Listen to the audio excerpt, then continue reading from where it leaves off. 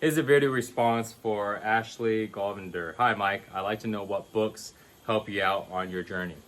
It's a good question. I haven't read a lot of books, to be honest with you, but there has been a handful of books that I turn to all the time. It's been a little while, but I have spent years going back to these small handful of books. And the reason why, I'll tell you in just a sec what the books are, but the reason why I do it this way is because I find that it doesn't help me just to go ahead and read the book one time or just to look at a few things. What it helps me, if I find a good book, is to go and actually experience and do the actions of what this book is telling me. Not just to go and listen to it, gain a perspective, and then kind of move on, because it doesn't allow me to practice it. That's why instead of going to all these different books, I only read a small handful. So I got a few in mind that I'd like to share with you guys. So first book, one of my favorites, one of my first spiritual books, that kind of put me on this path, is Mr. Eckhart Tolle. His teachings have grown in popularity over the last 5 years, skyrocketed, but he's been around for a while, and he has transformed many people's lives through the book Power of Now, one of his best known books. And the book talks about the title, The Power of Right Now, the present moment. We all know about the need to be present, but most people are just thinking about being present and understanding the importance of being present, but most people are not present. One of the things that Eckhart talks about in the book is the pain body. The pain body does not allow us to be present, because the pain body is what triggers the mind to go ahead and think about all these worries, come up with problems, as he calls signposts. They're just signposts, labels. They don't exist, they're not real. And so the pain body is what I would call as the emotions that are inside the body. It's the same thing. If you put your attention into your body and you feel it, how does it feel? We can call it pain, right? We can call it discomfort, we can call it suffering. So Eckhart talks about how it's very important to not let the pain body control you, and to instead, and don't try to push it away, but instead be present with it. Use the power of your presence, your consciousness, and become conscious of the pain. Become conscious of the way your body feels, because by doing so, the light of your consciousness will shine into the darkness and overcome the darkness, overcome what's in the shadows. Another way to say it is, our attention, when we bring it into our body, we will be able to let go of the pain that's in the body. Let go of the discomfort that's in the body. Another book is Surrender Experiment, or Untether Soul, both by author Michael Singer, another one of my favorite books. There are two books, and I love them because one book, The Untether Soul, talks about, I always remember this, he talks about the voice in our head, the ego. He talks about it like an annoying roommate. And I love that analogy. It's like there's an annoying roommate that you can't get rid of. It's just constantly in your mind, and it just won't leave you alone, and you can't shut them up. And that is the mind. That's the monkey mind. That's the mind chatter. And through the book, he walks the reader step by step on how to go ahead and recognize that this annoying roommate in your mind, that voice, is not you. You're not the voice. Eckhart Tolle talks about the same thing. You'll find that these books all are speaking to the same thing. But the voice is not you. You have a voice, you have thoughts, but the thought is not you. You are the awareness that's observing the thought. This is important because this kind of starts this stage of, I'm not going to be controlled by my thoughts anymore. I'm not going to be unconsciously reacting to the thought. So Untether Soul maps it out really, really well. The book, The Surrender Experiment, that was very, very impactful in a part of my life when I needed to really learn how to surrender, because I needed to leave Austin, Texas, where I was living at before, and I needed to go. But I didn't know where. All I knew is that I needed to go and I needed to get away. But I needed to surrender so much stuff. I had a house there. I had all this stuff there. I've got friends and family there. My whole life is there. But I knew there was more things waiting for me. I didn't know what it was, but I knew it was out there, and I needed to surrender. I needed to let it go, and it was really difficult and scary for me. And reading that book, one of the biggest takeaways I found is that, here, even better here, my phone here, I have a quote that is from that book, actually, and I'll read it right now. So it's called The Formula for Success. This is actually in the book, The Surrender Experiment, okay? Do whatever is put in front of you with all your heart and soul without regard to personal results. Do the work as though it was given to you by the universe itself, because it was. And you see right here? I know it might be backwards, you can't read it, but There it is. So this has been on my phone for a little while now, and it's a nice reminder. The idea of surrendering. This doesn't mean, for some people, it doesn't mean that you just kind of go with the flow and just kind of see what happens. You don't make any plans, and every day you wake up, go, I don't know what I'm gonna do, and I'm okay, and I'm happy about it. That's not it, okay? It's not it.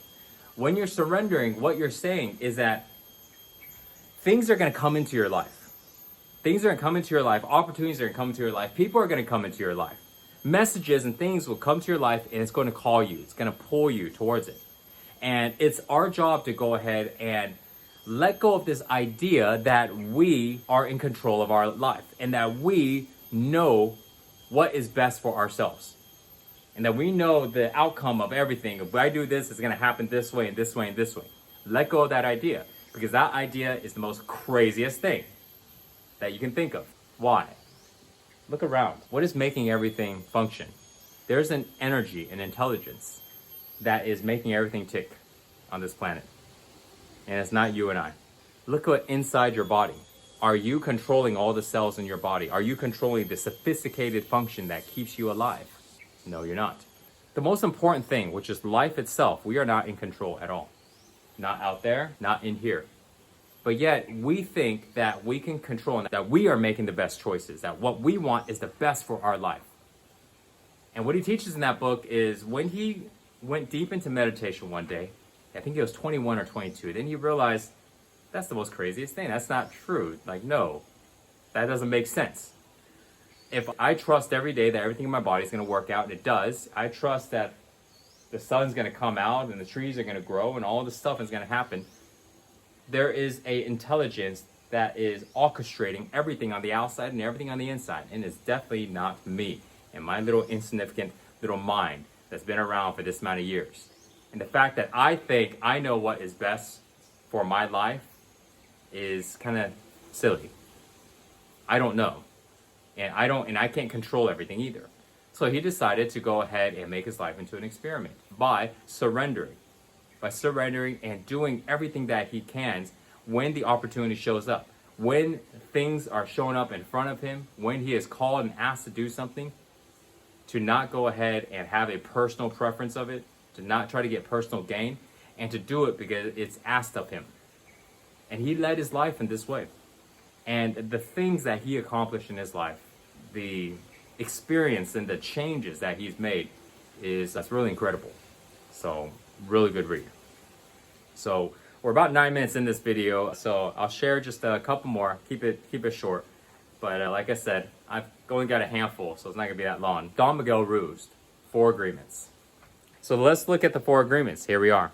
Agreement number 1, be impeccable. Be impeccable with your word. What does that mean? That means realize what you are saying.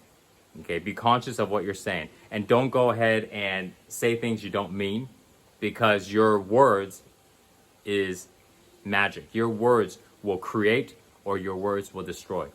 Just with your words. So be impeccable. Okay? Do not sin with your word, as you would call it. That means you just got to make sure that you don't just say things just to say things. If you tell somebody, oh, ew, that looks bad. Like, be aware of what you're saying and the effects, the ripple effects of what you are doing. Because your words are not just mere words. They will affect a person's life. They may not affect you, but you don't know the ripple effect of those simple words that you just say every day to people. So be very impeccable. So number 2, don't take anything personally. That's really good. He made a story on there about this man on the subway, and how he saw this man, and this man was like so down, and then these kids are messing around, and he told his kids something like, hey, be quiet, guys, or something like that. He was kind of rude to the kids. And then so he was thinking to himself like, oh, wow, this man is such a mean guy. These are just children. Why is he being so mean with them? So then later on, he had a talk with the man, and he found out that the man's wife just passed away. So don't take anything personal. Everybody is on a journey in their life, and we have no idea what is happening on their internal life. We have absolutely no idea. So when someone is upset at you, when someone is going rude to you, don't take it personal. It's not about you. It really isn't. Okay? People got things going on in their life. When we realize this, we can give people a break, and it doesn't affect us now. We can be at peace with people. Let people be. Third one is don't make assumptions. That's a good one. Don't make assumptions. So many times we assume because in our mind, this is what we think it is. The best way to do it is just to go ahead and ask, do and communicate clearly. And don't make decisions just based on assumptions. A lot of times we get scared and we don't want to ask. We get worried and we think that we should just assume something. And assumptions is what creates so much problems. Even when we are communicating straight up, it creates issues because people aren't communicating correctly. They're not fully understanding each other. Okay, people aren't saying what they really mean. So don't make assumptions really well. When we stop operating in this way and we just look at what actually is happening, what the person really said to us versus what we think the person said, what we think is happening, these are all assumptions in our mind. Don't make them. So this way we can operate with what is actually happening. Last one is always do your best. It sounds really simple, but it's actually a very, very powerful lesson there. Always do your best. But your best could change at every moment. It really does. The weather, what you ate last night, whether or not you got good sleep, what's going on at your work, whether you had a person be rude to you an hour ago, now your best has changed because you're affected by that comment. Your best will change. But when you follow this rule and you always do your best, now you can be okay with whatever is happening. You can be okay. You don't have to judge yourself and go, I didn't do good or all this stuff. No, you did fine. You did your best, and your best is what it was at that very moment. Okay?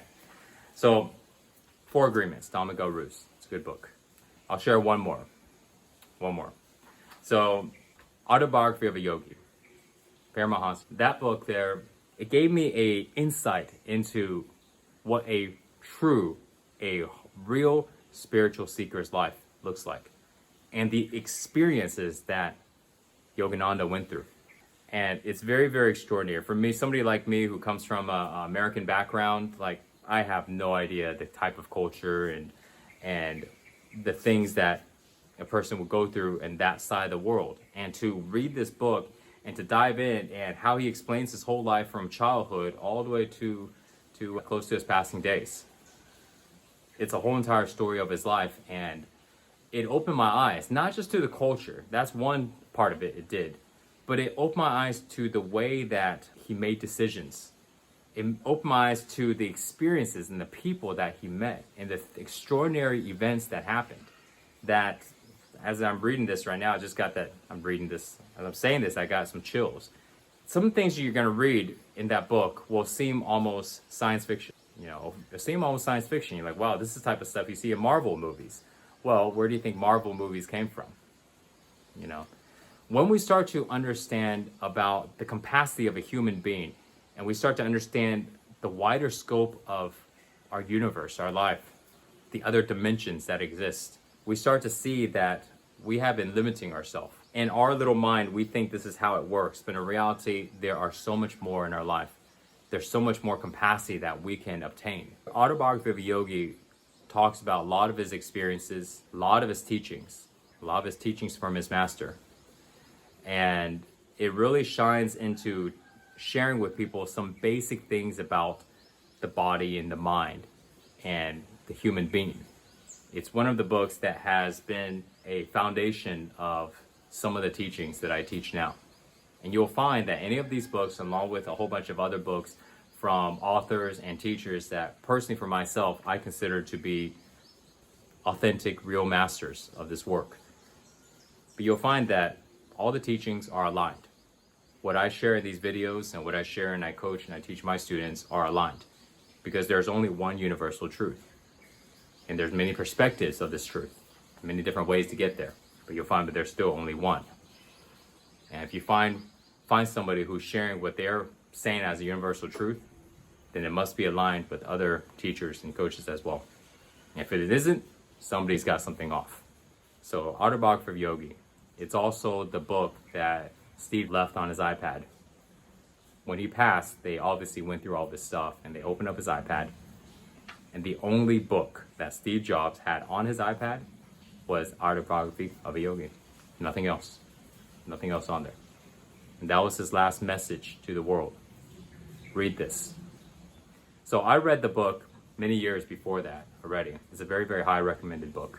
So it will teach you so many things about our mind, about our feelings, about emotion, about life, about everything above our physical world, and the capacities of what humans can do, and the world into mystics, to where the people that have attained high levels of consciousness, high levels of energy, and what they can do with their mind. Just like in Marvel movies, straight up. Except this is coming from a man who wrote about it in his life. So these are just a handful of books. They're the first ones that came to my mind, and I wanted to share these with you. Hope this helps you out. Check them out, and if you have any comments about this, share it with me. If you have other videos you want me to go and talk about, or other subjects, let me know in the comments below. And subscribe, hit the notification button. As always, thanks for watching. See you guys.